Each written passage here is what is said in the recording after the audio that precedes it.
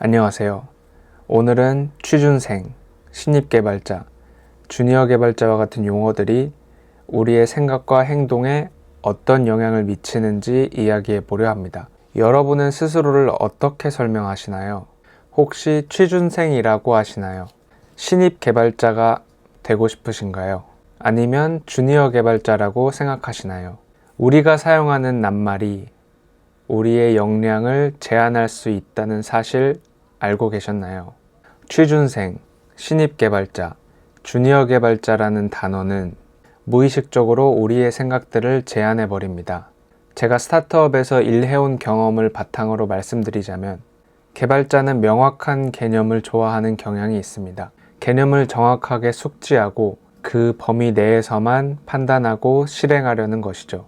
이는 코딩의 세계에서는 자연스러운 관점입니다.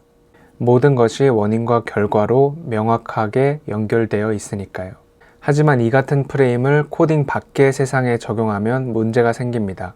그 대표적인 예가 바로 취준생, 신입 개발자, 주니어 개발자라는 용어입니다. 이 단어를 사용하는 순간 우리는 이상한 안도감을 느끼게 됩니다.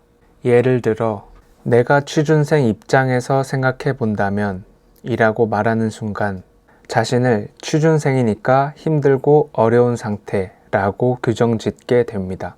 이는 곧 취준생은 이러한 상태여야 한다는 사회적 통념에 자신을 맞추게 되는 것입니다. 문제는 여기서 그치지 않습니다. 회사에 지원하는 방법, 다른 지원자들보다 자신을 돋보일 수 있는 방법을 찾지 않고 취준생은 획일적인 이력서를 작성하게 됩니다. 자신의 고유함과 차별성을 모두 없애버리게 되는 것이죠. 웃기게도 이제 막 고등학교를 졸업한 취준생이나 30대 중반의 취준생이나 모두 똑같이 생각하고 지원하고 행동하게 됩니다. 이는 개발자 커뮤니티에서도 마찬가지입니다. 하루 종일 게시판에 글을 올리는 고인물들이 신입 개발자는 배우면 돼. 신입 개발자가 밥값을 하려면 시간이 걸리지. 신입은 모르는 게 당연해. 등의 말을 남기고 이는 신입 개발자들에게 고정관념으로 자리 잡게 됩니다.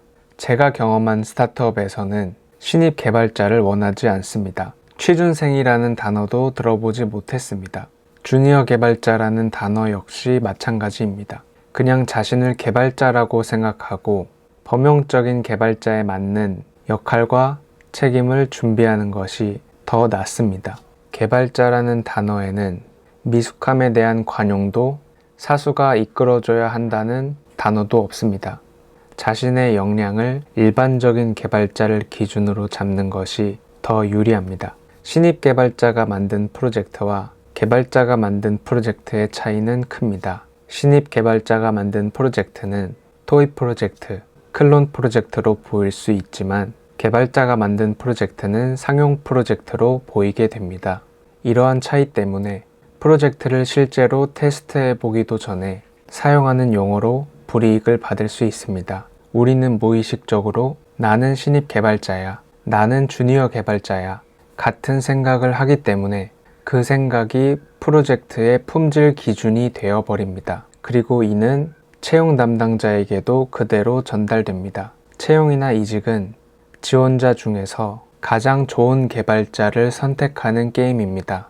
그런데 대부분의 지원자는 차별화와 탁월함을 추구하기보다 이 정도면 되지 라는 평균적인 기준에 도달하려고 합니다. 바로 이 점이 평균에 모이게 되는 원인입니다. 탈락하지 않는 것에 집중하지 말고 자신이 뽑혀야 할 이유를 만드는 것에 집중해야 합니다.